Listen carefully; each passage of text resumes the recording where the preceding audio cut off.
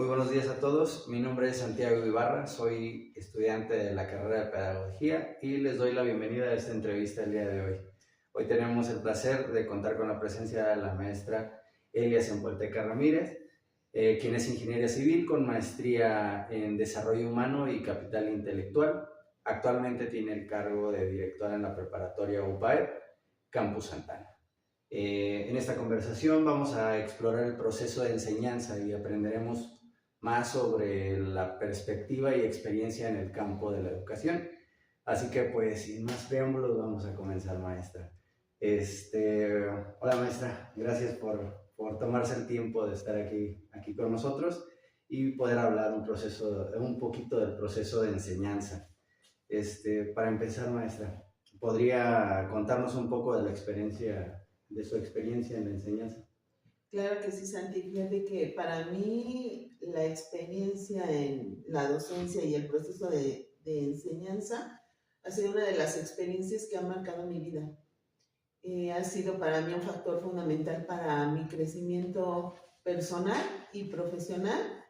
He sido docente en secundaria, en prepa, en licenciatura, casi siempre en escuelas particulares, y para mí ha sido un factor de cambio. También he estado en el campo profesional, soy ingeniero civil de profesión. Ha sido una situación que me ha hecho aprender, porque pues, yo entré a dar clases como perfil físico-matemático, empecé a dar clases de física, de matemáticas. Sin embargo, yo no tenía la preparación para ser maestro, para enseñar. ¿Cómo empecé a enseñar? Como aprendí de mis mejores profesores. O sea, así fue como empecé a enseñar. Nadie me dijo, oye, esto se hace así, tienes que tener esto. Yo empecé así. Obviamente, en estos casi 25 años que llevo de estar practicando la docencia, pues he aprendido de todo. He mejorado mucho como persona. Me he permitido conocer a mis estudiantes y pues sin duda ellos han sido también un impacto en mi vida. Perfecto, maestra, perfecto. Bueno, lo comentábamos hace unos momentos, ¿no? Un buen profesor siempre nos marca un poquito en esa parte de la enseñanza y pues qué bueno que fue así como empezó su labor de enseñanza, maestra. Bueno, sabemos que el proceso de enseñanza es fundamental para el desarrollo del estudio social, educativo y social más bien. En este mundo donde el acceso a la información pues ahora sí que ya es inmediato, la capacidad de enseñanza de manera efectiva se vuelve crucial, sobre todo para moldear el aprendizaje significativo, que es el que queremos llegar a tener con cada uno de los estudiantes y sobre todo crítico en cada uno de ellos, ¿no? ¿Cuál cree que es el aspecto más importante del proceso de enseñanza para usted? Para mí, el que considero más importante es el por qué. ¿Por qué le vas a enseñar a un estudiante algo? ¿Cuál es la razón de ese aprendizaje? Los chicos pueden aprender física, pueden aprender química, pueden aprender fórmulas, pueden aprender fechas. Sin embargo, ¿para qué les quieren? Se me venía hace un momento una idea de que si yo llego un día contigo y te traigo muchos regalos y te digo que hay ahí, tú vas, los abres y pueden ser regalos que a lo mejor, que puede ser que estés familiarizado con esos regalos, pero hablemos de que día a día se están generando nuevos instrumentos para hacer cosas, nuevas herramientas. Entonces yo te traigo lo más innovador y te lo doy y tú lo empiezas a abrir, pero si no sabes para qué es cada cosa, tú las vas a quizá a guardar si te sirven o si ves que son atractivas para ti, o quizá las vayas a regalar o quizá vayas y las guardes. Sin embargo, si yo te digo para qué te va a servir en algún momento de tu vida, entonces vas a tener una intención de por qué te vas a quedar con algo. No todo el aprendizaje nos sirve.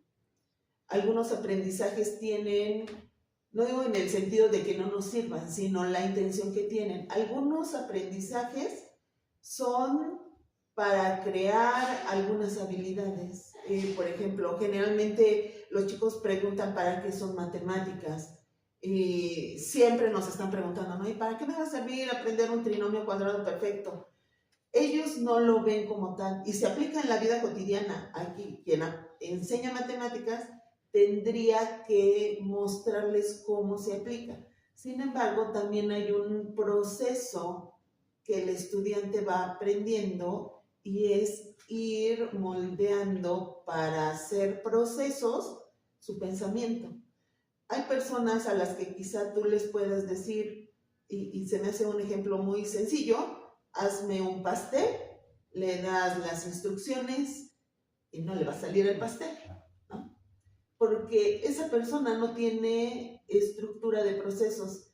Hay asignaturas de aprendizajes que nos enseñan a hacer procesos.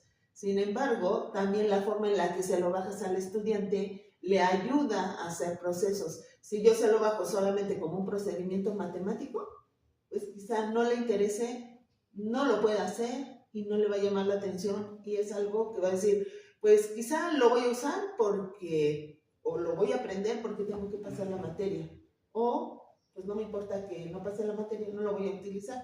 Sin embargo, si yo le digo exactamente para qué le va a servir en la vida cotidiana, le pongo algún ejemplo, se lo hago ver de manera fácil y atractiva, el estudiante lo va a aprender.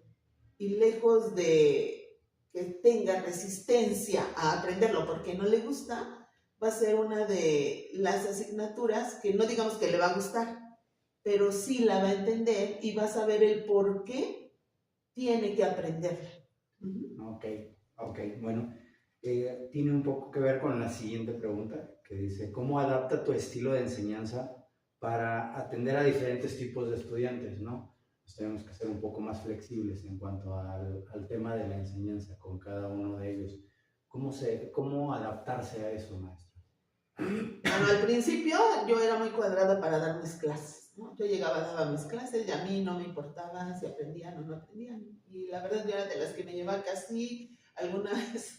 Pensé que me iban a correr porque me llevé casi a un grupo, un extraordinario de matemáticas, ¿no? Tenía 3 grupos, de esos, cada grupo era como de 20 y tantos, pues me llevé casi un grupo y dije, esta vez sí me van a correr, ¿no? No pasó nada, sin embargo, eso a mí me puso a reflexionar. Una, de que no todo, y esto que te voy a mencionar es lo que he adquirido con la experiencia, con la preparación en la institución en la que yo ahorita estoy laborando. Ya llevo muchos años laborando ahí y la verdad nos capacitan mucho. Entonces, algo de lo que yo aprendí es justamente, una, el trabajo por habilidades, no esto que llamamos ahora inteligencias múltiples. No todos tienen las mismas inteligencias. Lo primero que yo hago es, y te hablo de cuando daba materias de matemáticas, ahorita tuve un giro así muy, muy raro, ¿no? Estoy en las asignaturas formativas. Entonces, cuando yo entendí cuál era la situación con las matemáticas, matemáticas es una materia muy compleja para muchas personas. En México tenemos la perspectiva, la percepción de que es una de las materias más complejas y sigue, o sea, no ha cambiado mucho. Y entonces, quien sabe matemáticas, de repente lo vemos como una persona que, sabe un montón de cosas, ¿no? Muy inteligente. Y quien no sabe matemáticas se siente, ¿no? Soy un burro, no puedo, casi no valgo. Y las familias hemos aprendido a manejar también esas situaciones. O sea, mucho de lo que el estudiante hace en el salón es también reflejo de lo que aprendió. Entonces, en esta parte de las inteligencias múltiples, no todos tenemos las mismas inteligencias. Y ese es un factor bien importante cuando tú llegas al salón y te interesas por conocer quiénes son tus estudiantes. Primero, haces un vínculo con ellos, vas a tener mayor apertura, vas a poder trabajar más con ellos, van a sentirse en confianza contigo, que eso es lo que yo siento que es una manera de crear un ambiente cálido, amable, donde el estudiante se sienta tranquilo, se sienta con confianza.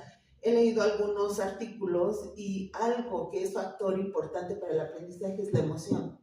Entonces, si yo tengo un estudiante estresado, difícilmente va a aprender. Si tengo un estudiante que está pensando qué va a pasar en su casa cuando salga, algún problema, difícilmente va a aprender.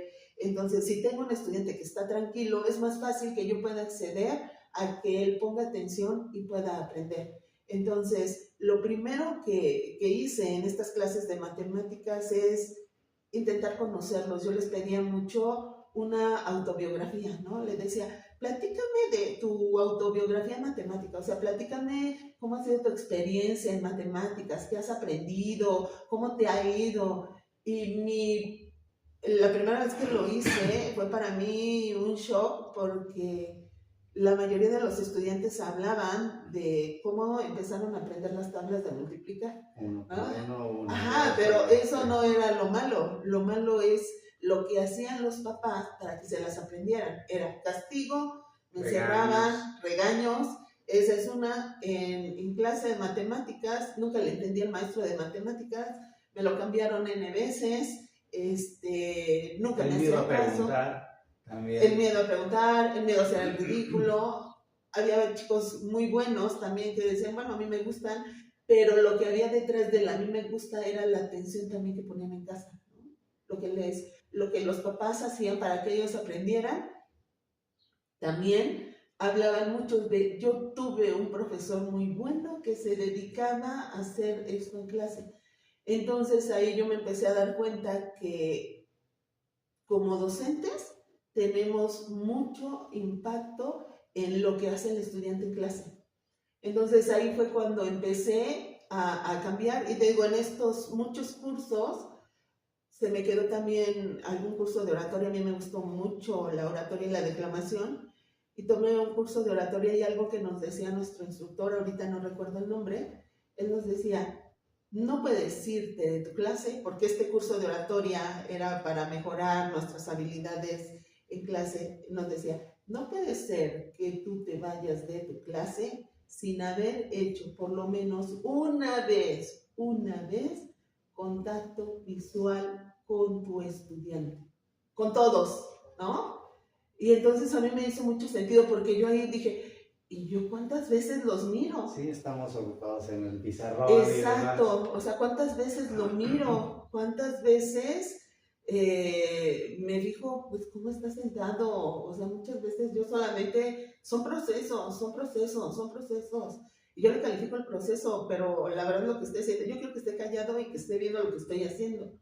Entonces, esas situaciones a mí me empezaron a cambiar la manera de entender cómo trabajar en clase. Para esto, yo era muy criticada, ¿no? Por mis alumnos era así como que de las maestras más estrictas y sigo siendo, o sea, no he cambiado mucho, pero mi estilo sí se ha modificado, ¿no? Porque también algo que me mencionabas es justamente cómo lo hago. Me gusta mucho el trabajo con proyectos. Es algo que me apasiona y que yo he visto que me ha resultado con los estudiantes. He invitado a muchos a hacer proyectos de la asignatura. De esos proyectos he tratado de llevarlos a algunos concursos, que son concursos de ferias de ciencias, y he tenido mucho éxito con ellos. Ahorita tengo 3 casos que yo les llamo, 3, 4 casos que les llamo casos de éxito, porque son estudiantes que se dedicaron y que lograron obtener acreditaciones internacionales y que con algunos de ellos he podido viajar, ¿no? Y me gusta ese proceso del trabajo con proyectos, del trabajo con estudios de caso, porque te permiten también conocer al estudiante, te permiten formarlo, y eso es algo que como docente no solamente lo que yo quiero, sino también entender quién es el estudiante y cómo quiero, una vez que lo conozco, cómo puedo yo bajar con toda la intención este tema, este aprendizaje, para que él se lleve lo mejor. Ok. Bueno, hablábamos un poco de lo que son las estrategias de enseñanza. Nos comenta acerca de los proyectos. tomando este ejemplo de los proyectos, o sea, ¿cree que podamos utilizar alguna estrategia así? Por ejemplo, en un caso en el que tenemos pues alumnos un poco desmotivados, que tenemos el tema, el material, pues ahora sí que necesario para poderlos impartir, pero para poder captar el interés de ellos podemos estar utilizando algo así. ¿Cómo lo podríamos estar haciendo? Sí, fíjate que te platico, he tenido la fortuna y sigo diciendo, para mí es la mejor profesión que ahorita puedo tener. He tenido varios puestos ahí en la institución en la que laboro y uno de ellos era coordinador de emprendimiento. Aquí en Tlaxcala los chicos en la prepa hacen servicio social para que puedan acreditar o para que puedan obtener las certificaciones, su certificado de bachillerato, ¿no? O sea, para que ellos puedan obtener su certificado de bachillerato. Entonces, esto más o menos es a partir de cuarto semestre. Y ahí me empecé a dar cuenta que a los chicos les gustaba el trabajo por proyectos, porque en la comunidad en la que está la institución es una comunidad que está en las faldas de la Malinche, San Pedro Tlalhuapan. Entonces, COSIES, que es la institución que lleva el servicio social aquí en Tlaxcala de media superior y nivel superior, ofertaba algo que se llama servicio social de verano. Y en ese servicio social de verano era justo que ellos hicieran un taller de verano para cierto grupo de personas. Entonces tenía varios estudiantes que estaban interesados en ese proyecto porque tampoco querían estar en casa en vacaciones. Y la propuesta fue, vamos a organizar un proyecto en el que podamos armar un curso de verano para los niños de la comunidad. Y en este proyecto yo les decía, ustedes van a tener que crear la promoción, van a tener que hacer la difusión, van a tener que hacer su planeación, son 4 semanas en las que van a tener a los niños. Vamos a ver para qué edades les gustaría dar el taller de verano y ustedes van a organizar también su clausura. Y en la clausura vamos a invitar al personal de COSIES para que vean cómo están trabajando ustedes. Entonces, cuando yo me reuní con los chicos, en ese entonces, pues yo creo que han de haber sido como 20, les decía, ¿y con quién te gustaría trabajar? O sea, no vamos a meter niños muy pequeños, vamos a meter, ¿les parece bien desde preescolar? Unos niños de 4 años en adelante para que no les cueste mucho, si hay que tenerles mucho cuidado, y vamos a meter primaria y secundaria. Fue la primera vez que lo hicimos y dijeron, sí, muy emocionados. Entonces empezamos a organizar los grupos, quién quiere formar a estos niños o trabajar con estos de 3, quién con estos, quién con estos.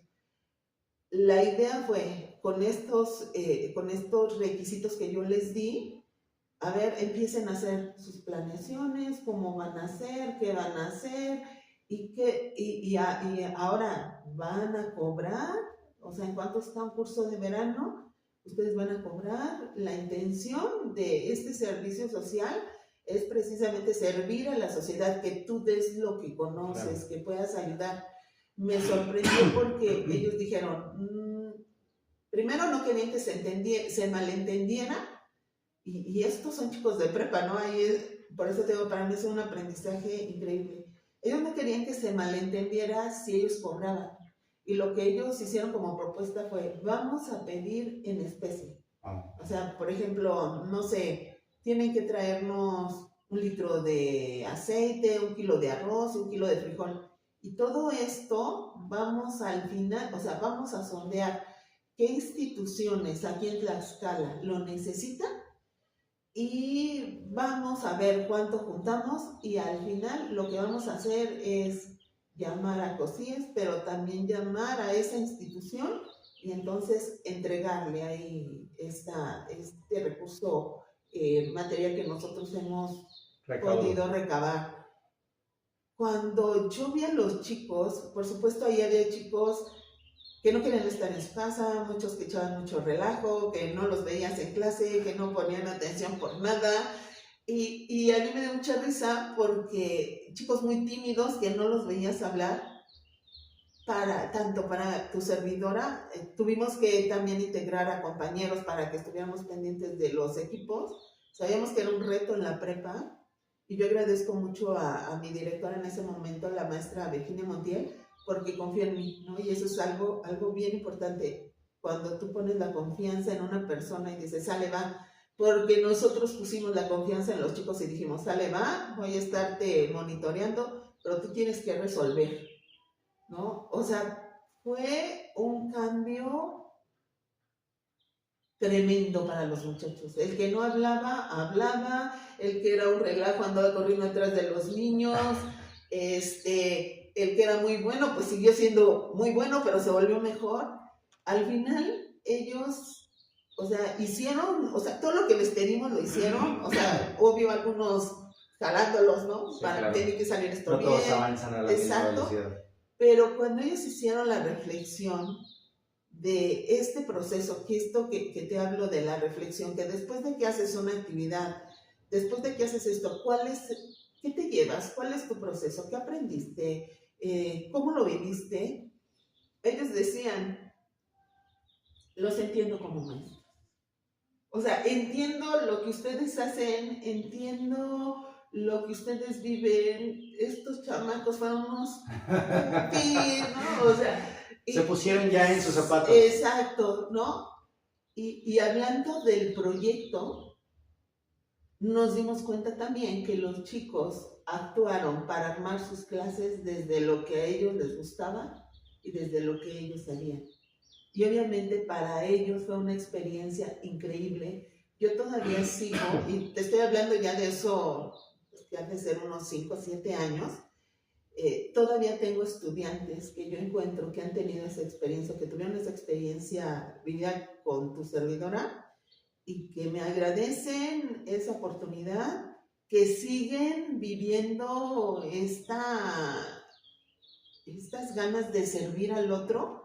O sea, esta chava cuando fuimos al asilo, él fue uno de los maestros que anda corriendo atrás de los niños, ¿no? Y era terrible también con los maestros, ¿no? Luego nos platican de lo que hacían para hacernos desatinar en clase, pero se llevaron muchas experiencias, enseñanzas, y para ellos fue muy motivador. Y enseñanzas que perduran aún. Exacto, ¿no? Esto que hablabas de las experiencias significativas, una experiencia que a mí me cambió totalmente la forma de ver y de pensar un mundo.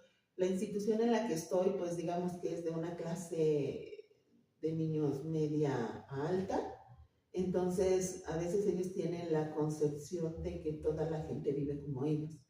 Y el que tú les rompas ese esquema de no todos viven como tú, claro, tanto en el sentido de allá como en el de acá, ¿no?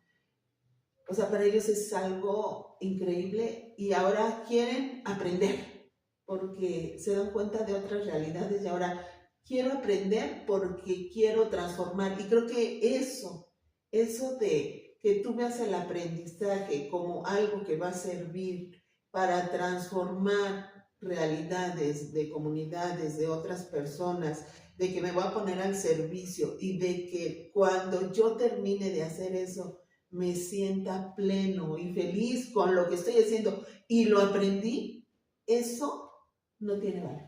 Es lo que llena. Es lo que llena. Es la forma en la que impactas en el estudiante, ¿no? Apenas hay un video que se llama, no se me fue ahorita el nombre, pero muestra cómo muchos de los estudiantes son estudiantes universitarios que presentan los proyectos que realizaron. Por eso me encantan los proyectos. Y muchos fueron, es que mi papá, hay un azúcar que se llama Gilinat, algo así. El chico hizo la propuesta de este azúcar porque su papá era diabético, pero después se transformó, tiene ya una empresa de alto impacto, pero esta empresa se transformó y ahora el azúcar con la que, o más bien la que él produce, viene de personas y de comunidades que tenían también situaciones de carencia y que los ha ayudado a transformar. Hay también un proyecto de luz, ahorita se me fueron los nombres de los proyectos, pero que también con agua, con cloro y algunas situaciones muy sencillas empezaron a dar luz a comunidades, ¿no? Entonces, el aprendizaje es muy valioso, pero hay que saber cómo se lo bajas al estudiante. Claro. Y que le vea la utilidad, porque si no le vemos la utilidad, o sea, algo que a mí no me sirve, pues no le pongo atención. Claro.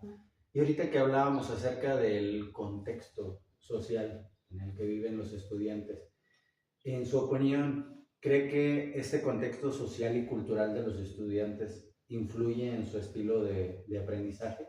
Sí, por supuesto.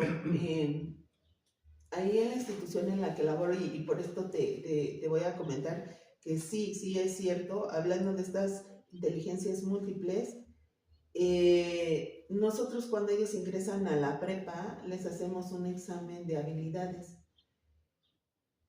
Y por supuesto, un niño que ha tenido mucha atención, estímulos, sale con habilidades más altas que un chico que no ha tenido ese contacto. Y algo que hacemos nosotros con ellos y desde las sesiones de clase es desarrollar desde las habilidades las clases que les vamos a dar. En esta cuestión de habilidades, ¿de dónde surgen las habilidades que yo puedo desarrollar? Pues desde mi contexto. Si yo estoy, por ejemplo, hablemos de las habilidades de comunicación. Si en casa hay muchos limitantes para la comunicación, mi habilidad para comunicarme va a ser también muy limitada, ¿no? Si yo llego a la clase y el maestro me pregunta algo, pues primero, si en mi casa no estoy acostumbrado a expresarme, va a ser difícil para mí expresarme. Hay quien más trae, enfrente de todos, ¿no? De todos. Hay quien tiene el talento, la habilidad, ¿no? Pero hay quien no. Entonces, hay quienes son natos y no les cuesta. Y no importa que hayan nacido en una situación compleja, pero hay también quien decide, y todas estas situaciones de los contextos en los que cada uno se va desarrollando, por supuesto que marcan a la persona, no son limitantes, porque conforme uno va creciendo y va viendo diferentes contextos, diferentes situaciones, aquí yo creo que entra mucho el proceso reflexivo, porque si el estudiante no se da cuenta o la persona no se da cuenta que hay contextos diferentes y que esta persona, por muy limitada que haya estado, puede transformarse en una persona de otro contexto, si no hay esa manera de pensar, puede ser que la persona se quede igual. Pero aquí la docencia es una de las profesiones que yo creo que son de mayor impacto, porque podemos hacer esa transformación o ayudar a hacer esa transformación de un chico que quizá traiga muchas situaciones de habilidades bajas, pero con el acompañamiento que le vas dando en tus clases, en tus sesiones, puedes hacer que él pueda brincar de aquí hasta aquí, ¿no? O por lo menos que tenga esa idea de que él sí puede, porque muchos traemos esa idea de no puedo, ¿no? Y el hecho de que un maestro, a veces somos los únicos acompañantes que los chicos tienen, porque también en casa se viven realidades muy complejas. El chico busca a alguien, un modelo a seguir, y muchas veces somos los profesores, y como profesores tampoco estamos conscientes del impacto que podemos tener en los estudiantes, y a veces podemos ser criticones de los estudiantes en lugar de ponernos en su lugar y apoyarlos en que ellos puedan ser una mejor persona. Sí, potenciar esas habilidades que pueden tener. Y algo importante, que eso también lo tuve en un curso de nutrición, nos decían, ustedes como docentes tienen que tener muy claro por qué formar a sus estudiantes. Y nos decían, y muchas veces, y se los voy a decir, por interés, ¿no? Porque la generación que viene o las que vienen detrás de ustedes son las generaciones que ustedes van a atender o que los van a atender más bien a ustedes, ¿no? Y entonces si tú no estás enseñando a un chico a cuidar, si no estás enseñando a un chico a escuchar, si no estás enseñando a un chico a ser responsable, si no estás enseñando a un chico en valores, esos son los profesionistas que te van a atender a ti y a tus hijos, ¿no? Entonces eso a mí también me movió bastante porque es cierto, ¿cuántos profesionistas tenemos de cualquier índole que son quizá corruptos, que no les interesa la persona, que solo les interesa la cuestión económica, ¿no? Y no les interesa el servicio que están dando. Y alguna vez yo me acuerdo de un estudiante que era malísimo, ¿no? Y alguna vez hizo algún comentario de corrupción y yo lo escuché y le dije, oye, ¿qué vas a estudiar, no? Y me dijo, yo voy a ser médico. Le dije, ¿y a poco sí vas a atender a tus pacientes? Le dije, ay, no inventes. Le digo, es más, si yo ya llego y veo que tú me vas a atender, ay, no, yo me doy la media vuelta y me voy, ¿no? Y es más, a los demás digo, oigan, no deje que los atienda porque esta persona es así. Y se me quedó viendo y me dijo, ¿qué mala es, maestra? Le dije, ay, pues es que no puede ser, o sea, tú vas a ser médico y vas a tener en tus manos la vida de muchas personas. O sea, no puede ser. Y en ese sentido he tratado con muchos estudiantes, ¿no? El que es bien flojo y quiere ser médico y le digo, no inventes, vas a ser médico. Le digo, ¿y qué vas a hacer con tu paciente? No le vas a decir, ¿sabes qué? Mañana venga. Cansado. Venga, mañana lo operamos. Le dije, no, o sea, tengan en cuenta qué quieren, ¿no? Entonces, sí es limitante. Y aquí algo que también aprendí es que si tú quieres ser docente, también tienes que revisar, primero conocerte para saber qué habilidades tienes y tienes también que prepararte en desarrollar esas habilidades porque somos un espejo. Hablando ahorita de las personas, somos un espejo. Entonces yo puedo ver lo que conozco, lo que yo no conozco no puedo ver. Si yo no tengo como docente las habilidades desarrolladas, difícilmente voy a detectar que un estudiante no las tiene. Entonces, cuando yo hago mis planeaciones de clase, tampoco voy a poder desarrollar actividades que puedan ayudar a ese estudiante a detonar esas habilidades, porque no las veo ni las conozco. Entonces, lo primero que tengo que hacer es trabajar conmigo. Y ahí va esta parte que me decías, mi contexto, ¿no? Cómo he crecido, cómo me he desarrollado. Como docentes ahora nos han, en esta situación de la nueva escuela mexicana, nos están hablando mucho de las habilidades socioemocionales. Y yo he pensado, o sea, nos están aventando a los profesores a trabajar con habilidades socioemocionales con los estudiantes y tendría que trabajarse mucho eso con el docente, porque a veces el docente como persona no las trae desarrolladas, ¿no? O sea, es algo que quizá ni siquiera hemos trabajado y que nos están pidiendo que trabajemos con los estudiantes. O sea, no, quizá vamos a hacer, lejos de ayudar, vamos a hacer tonterías con los chicos, ¿no? Con la persona que yo quiero trabajar. Si yo no tengo las habilidades, si yo ni siquiera sé controlar mis emociones, ¿cómo le voy a pedir al estudiante que las controle? ¿Cómo voy a poder hacer para crear este ambiente de confianza en el salón y hacer que él sepa manejar las emociones? O me voy a gritonear con él en el salón y entonces después de ese gritoneo, pues se queda una marca en el salón de clase y ya no es la misma confianza que había antes, ¿no? Entonces esto de los contextos es súper importante y hacer consciente al muchacho también de dónde viene, de por qué es así, porque yo insisto, cuando he revisado, me toca a veces dar resultado de las habilidades de los estudiantes y yo les digo, o sea, el que salgas muy bien, qué bueno, el que salgas mal, no es malo, es simplemente una radiografía tuya de cómo estás. Sin embargo, no es malo porque tienes cierta edad. Claro. Y de aquí a que tú llegues a ser un adulto y te vas preparando, estas habilidades van a crecer.